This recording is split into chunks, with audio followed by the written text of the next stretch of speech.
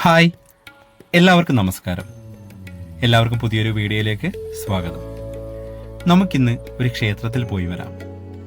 അതും നൂറ്റാണ്ടുകൾ പഴക്കമുള്ളൊരു ക്ഷേത്രം. വയനാട് ജില്ലയിലെ മീനങ്ങാടിക്കടുത്തായിട്ടാണ് ഈ ക്ഷേത്രം സ്ഥിതി ചെയ്യുന്നത്.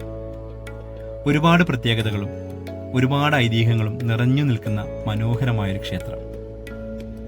മാനികാവ് സ്വയംഭൂ ശിവക്ഷേത്രം. നൂറ്റാണ്ടുകൾക്ക് മുമ്പ് വനത്തിനുള്ളിൽ ഉണ്ടായിരുന്നൊരു ക്ഷേത്രം.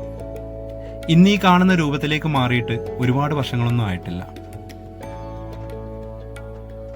പ്രകൃതിയെ നോവിക്കാതെ ഇന്നും അത് പരിപാവനമായി അവർ കാത്തു സൂക്ഷിക്കുന്നുണ്ട്. ഇവിടുത്തെ ഏറ്റവും വലിയ പ്രത്യേകത ഇതൊരു സ്വയംഭൂ ക്ഷേത്രമാണ്.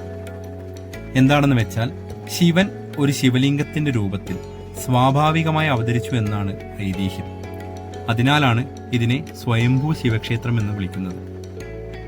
നൂറ്റാണ്ടുകൾക്ക് മുമ്പ് മുനിമാർ ആത്മീയ ജ്ഞാനത്തിനായി ഇവിടെ വസിച്ചിരുന്നു എന്നും പറയപ്പെടുന്നു.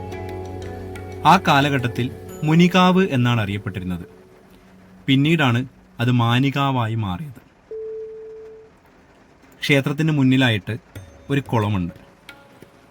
അവിടെ കുറച്ച് മീനുകളെ നമുക്ക് കാണാൻ സാധിക്കും.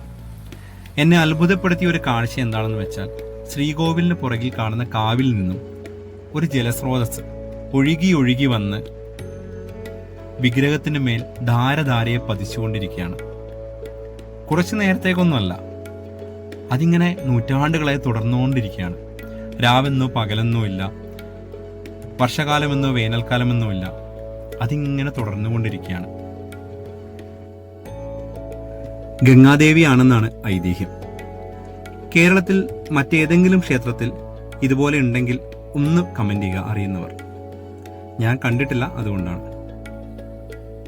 കേരളത്തിന് പുറത്തും ഉണ്ടോ എന്ന് എനിക്കറിയില്ല, അതും അറിയുന്നവരൊന്ന് കമന്റ് ചെയ്യുക കേട്ടോ. ഞങ്ങളിപ്പോൾ കാവിലേക്ക് പോയിക്കൊണ്ടിരിക്കുകയാണ്.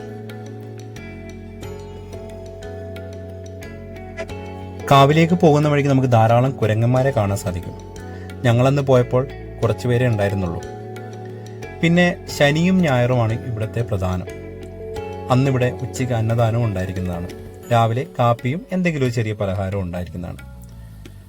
ഇതാണ് കാവിലേക്ക് പോകുന്ന വഴിയിൽ നിന്നുള്ള അമ്പലത്തിന്റെ ദൃശ്യം. എന്തു മനോഹരമായിട്ടാണല്ലേ അവർ സൂക്ഷിക്കുന്നത്. അതെന്നും അതുപോലെ തന്നെ നിലനിർത്താൻ സാധിക്കട്ടെ എന്ന് ഞാൻ ആശംസിക്കുന്നു. ഇതാണ് കാവ്. ഇവിടെ 2 പ്രതിഷ്ഠയാണുള്ളത്, നാഗത്തിന്റെയും വിഘ്നേശ്വരന്റെയും. നല്ല പഴക്കമുള്ള പ്രതിഷ്ഠയാണ്.